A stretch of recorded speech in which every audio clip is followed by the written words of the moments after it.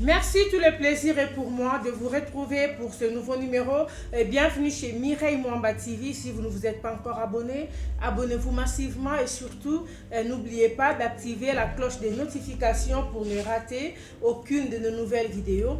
Je ne peux pas commencer cette émission sans pour autant dire merci à tous ceux-là qui nous soutiennent, à tous ceux-là qui nous assistent de loin ou de près. Là, je pense au baron Doudou Manono depuis la République démocratique du Congo et aussi à celui qu'on appelle Julio Debachir, toujours depuis la RDC, le mari de son épouse. Voilà, je vous aime bien, je suis là.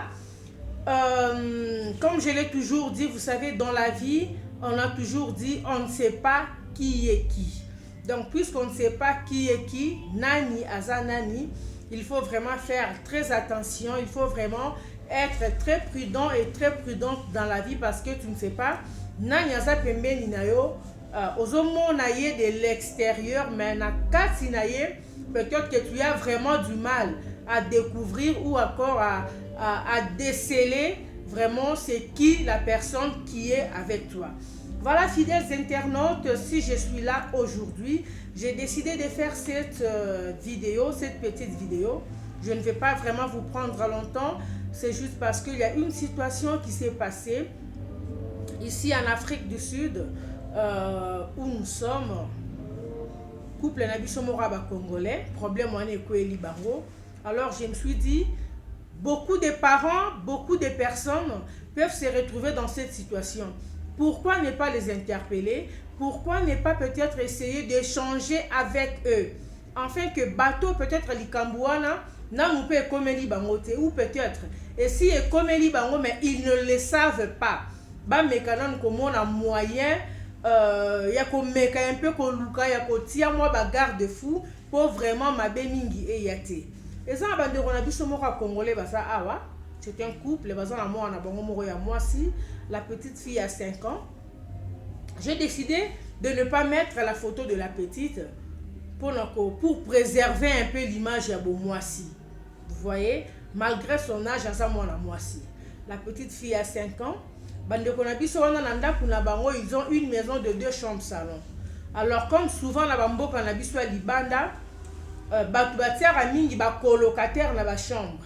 Tu peux avoir une maison de 3 chambres, aussi locataire dans la chambre ou dans 2 chambres, toi tu occupes une chambre et le salon. Alors couple on a besoin de 2 chambres salon, besoin qui chambre moko na salon bango besoin occupé, besoin chambre moko bâti colocataire. Alors colocataire on a essayé que c'est un garçon, un monsieur, donc que ben un garçon, c'est un tonton qui a 48 ans. Ba vanda na RDC, ba yebana ba mesana. Bah, comment vraiment la famille. Et surtout, comme nous les Congolais, la plupart des Africains, je pense, sont au Koutani na Bamboka Mipaya, et au Koutani na Muto Ekolo na yo, surtout, so kaza Muto Bozolo Banaye Munoko Mboka Moko, Bozolo Banaye dialecte Moko, au commission Balamoro membre famille na yo. C'est ce qui est arrivé à ce couple. Bah, Koutani na Ndeko na Biso Moko, le monsieur a 48 ans, il s'appelle Georges, tonton Georges. Depuis RDC, quartier tout ça. Alors il se fait que le papa Georges a une chambre. Comme colocataire, on a foutu la chambre. Papa Georges a qui sécurité. Couple, on a 5 ans. Maman et papa basalaka. Maman a tekaka. Akenda na zandu koteka awa na town. Akenda koteka. Papa sala moi job na emoro quelque part, il sort le matin, bangonyo so va se retrouver en anda kuna pourquoi. Moi na kendara classe, bazoela moi na chauffeur ayaka rozwa moi na tongo. Moi na kendara classe, ba yaka rotika moi na ba 14 heures. Quand on dépose l'enfant, l'enfant est avec tonton Georges à la maison. Ba mesana ba koma famille, ba komisaye vraiment membre ya famille. Azala rappelle na liloba roloba, gangela ramwana, des fois quand l'enfant fait quelque chose, maman tonton Georges Or maman ne savait pas que tonton Georges avait déjà commencé à abuser sexuellement de l'enfant. Une petite fille de 5 ans, tonton Georges a bébisa mwana wana et à sala mwana wana ba grimace aloba na mwana ne dis rien à tes parents. Les jours où tu diras ceci à ta maman, D'abord, je vais commencer par te tuer. Tuer ta maman et tuer ton père. Et là, quand on est côté ça, moi, on a malili. Et côté ça, moi, on a kobanga, moi, on a l'obarate. Alors, bah, parents, bah, on est moi, on a école place à Tangaka. Moi, on a camarade nae. Camarade nae, on a ba yaka kozwaye pe na classe et pas tonton na bango. Et pas noko nae ba vandara pe na bango. Alors, quand il n'a pas na kosakana, moi, je na biso o ba baby si et pas tonton Georges. Azotu na camarade nae, ah, yo pétant tonton na bino ya kakozwa ondenge bozonga rane na ndako ba parents na bino bosate. Akoti sako na chambre nae, asala ko boya longola ko bilamba boye. Konga tonton na biso asala ranga boye maloba na nga mukona koloba likambo yo et pas maman akobomanga, akoboma maman pe akoboma papa. Donc le tonton Georges a d'abord traumatisé l'enfant, a intimidé l'enfant. Tant moi na beteli camarade ne lisolo, camarade na ya ke na ndaku na bango a beteli ya e maman. Que maman tala muninga na nga moko na classe malobi na nga boye. La maman maintenant est venue à l'école. A ici principal ya école. Principal ya école à sa promoteur ou promotrice na kina et pas la biso kuna na Congo.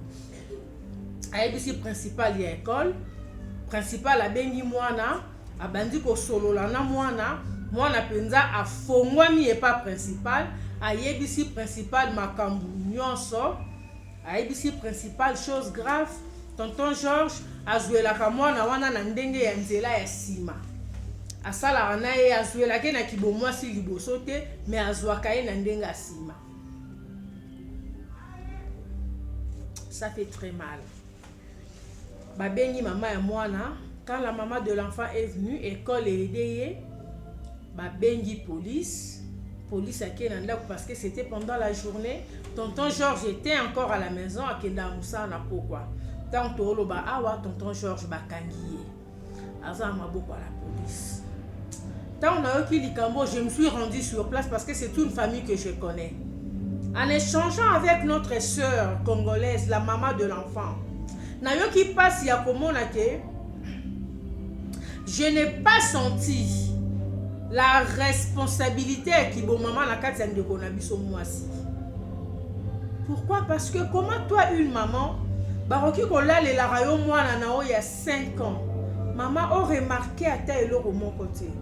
Donc elle n'a pas le temps d'observer son enfant. Azongarane a utara bazandune wana na poko atangu mwana utara classe, tonton Georges asale la ramona moi eloko akolia, yetangu akoya tonton Georges ake musala, mwana tikali. Donc asukola rape mwana na été, l'enfant aswara beye moko na tongo, chose grave. Mwana a 5 ans.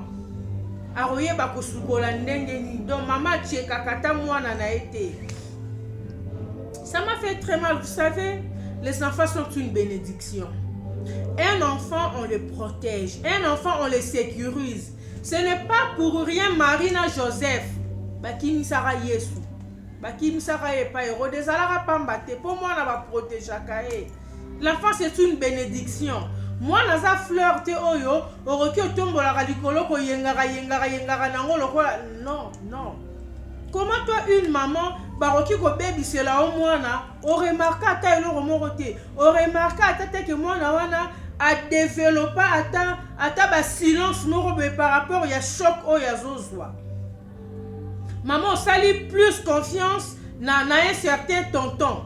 S'il vous plaît, très chère maman, très chers parents, faisons attention à bato bazoya na banda kuna biso. Faisons attention à la fréquentation na biso. La plupart des gens sont des pervers. En tout cas, ça, je vous l'ai dit.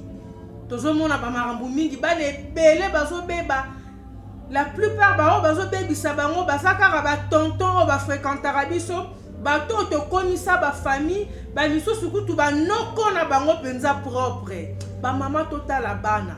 Les parents ayons vraiment le temps d'échanger avec nos enfants.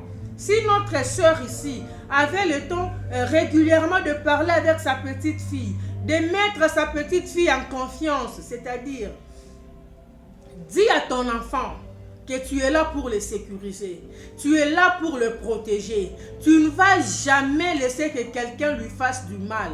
Rassure ton enfant, rassure ta petite fille, rassure tes enfants que si quelqu'un te dit, te fait quelque chose de mal et te dit, si tu dis ça à maman, je vais te tuer, je vais tuer ta maman et ton père. Dis à ton enfant que si quelqu'un te dit de telles choses, cette personne veut seulement t'intimider.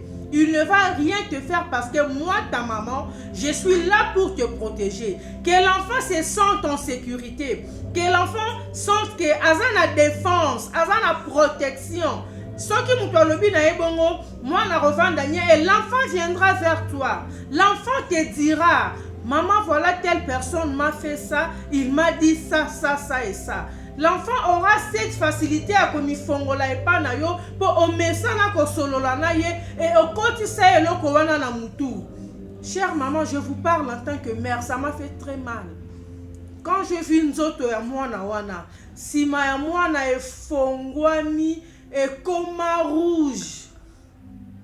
Et maîtresse na classe azo ebisa biso a remarqué que mwana wana fandaka penza bien boyete. Moi, ça tout le temps la tendance à revendre la moupanzi. Si la maîtresse a remarqué ça à l'école, et toi la maman, même dimanche au thé karato vandaranandaku, tu n'as jamais remarqué que moi nanayo a développé comportement moko, toi a développé attitude moko, oh ya sala ki nangote, suite ya biloko bazo faire subir ye. Maman tout à la abana. Quand la maîtresse a vu ça, elle a demandé à l'enfant, oh ba yebi sara mwana et pas tonton Georges Zongelié na mutu. Mwana bombi a seki kaka lobi eloko tia bongami afandinye. Maîtresse pas lekisi na ye. Na kosakana na bango moko siko ya bana na bana nde mwana kenda ikobeta lisolo. Mama totala bana. Maman total la bana, faisons attention na bandeko mibali yo bazo fréquentara biso. Faisons attention na bandeko mibali yo tozo tsara na bandaku. Faisons attention maman, yo muto bimara mingi okendaka kotika bana no na famille songolo. Olio fouté la bango ata crèche, baza na crèche, soko yo ozui bango. Mais tu préfères aller okende kotika bango chez une amie, oh yaza na bana mibali. Maman, tu ne sais pas ce qui peut se passer. Tolobi te ke ba famille nyonso baza mabe. Tolobi te ke bana mibali nyonso baza mabe. Mais oyo ezo leka, o tozo mona ezo salama. Ezo pesa biso ko banga pe komi ko pesa biso mayele. Maman to batela bana. Maman to zwara temps ya ko solola kana bana. Souvent les papas n'ont pas vraiment assez de temps. Ba papa isa bazala penza na ba dialogue wana mingi te na tu bana na bango na bana na bango surtout ya basi. Maman, fais de ta fille ton amie. Maman, fais de tes enfants tes amis. Moi, na se sentaka à l'aise. Yako mifongola, yako solola na maman. Ça nous épargnerait des dégâts et belés. Si cette maman avait le temps d'échanger régulièrement avec sa petite fille de 5 ans, c'est vrai que notre frère est maintenant entre les mains de la justice. Mais ni nisiko etikali na nzoto wa mwana oyo. Toyebi état de santé na été ba osalisa mwana be examen. Toyebi état de santé na été. Mwana koki ko développer caractère moko boye, mwana koki ko ya ko développer eloko moko boye dans l'avenir. Suite ya oyo ba faire subir ye quand elle était encore petite, même sur le plan spirituel, ba biloko ezala na ba conséquences. Cet enfant mérite vraiment encadrement. Cet enfant a mérité soutien makasi. Maman to talara bana, maman to protéger bana. Maman to soit conscience ya kibo maman. Maman ko sacrifier, fermez-moi la porte là. Maman ko sacrifier bana na yote pour na musala. Maman ko sacrifier bana na yote pour na mbongo. C'est bien de travailler. C'est bien d'aller chercher de l'argent. Maman, mais ne sacrifie pas tes enfants pour le travail. Ne sacrifie pas tes enfants pour de l'argent. Ne sacrifie pas l'éducation de tes enfants pour l'argent. Okendara na okosala musala côté moko, okendara kolala na okuna, tu reviens chez toi peut-être le week-end, tu laisses tes enfants bana na oyabasi et quand tu reviens, tu n'as pas vraiment assez de temps.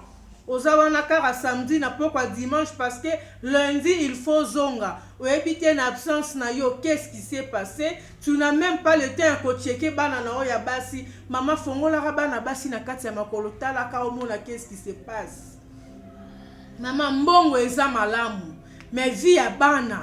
Bana na oba leki mbongo. Mama pesa bana na yo motuya koleka mbongo ozo kende koluka. Po mbongo wana ozo luka. Ozo luka ngopo liango na bana potia bana na ba condition ya bien.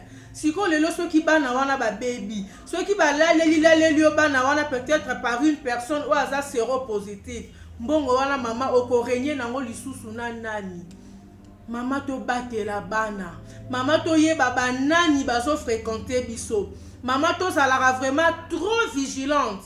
Il faut vraiment qu'on luka kolandela mingi. Ozomona mwana za trop serré na tonton moko luka oyeba. Affinité au monde nanga zo développer makasi na tonton o eza nini. Maman, je vous le répète encore, la plupart des hommes, la plupart des gens sont des pervers. Kolanda était pour la petite cravate, Kolanda était pour la français, Kolanda était pour la qui médecin, et pour la titre qu'il y a ça en haut. Il y a des hommes qui réfléchissent comme des idiots. Il y a des hommes qui ont du sable dans la tête. Maman Toba t'es là-bas, ça m'a fait très mal. Moi qui vous parle, je suis une maman. Je vous parle en tant que mère. Naebi pas si wana ya romemazeni. Naebi pas si wana ya kobota. Et je sais ce qu'une maman ressent quand son enfant se retrouve dans une situation où eza malamu te. Maman Toba t'es la bana. Maman Toba t'es la bana. To sa la bana biso ba camarades na biso, mettons nos enfants en confiance. Comme je l'ai dit tout juste au début. Maman yebisara mwana na yo régulièrement. Ceux qui muto sali yo boya lobi na oke kolobate po akoboma yo akosi yo yara ko yebisanga ngande na kokende koboma mutu wana. Que l'enfant se sente en sécurité, voulais-je dire. Que l'enfant se sente vraiment que azana appui, azana secours, maman na ye azawana pona ko défendre ye. Ça nous épargnerait beaucoup de choses. Vraiment, je suis arrivée à la fin. J'avais vraiment décidé de faire cette vidéo pour interpeller les parents, pour interpeller les mamans, pour interpeller les papas. Toi barabato tozo vandana bango, to veiller sur banana biso. En tout cas, merci beaucoup. Notre chaîne c'est Mireille Mwamba TV. Abonnez-vous massivement, aimez, likez, mettez beaucoup de cœur, partagez et surtout n'oubliez pas d'activer la cloche des notifications. Merci. Je vous retrouve très bientôt pour un prochain numéro. Salut.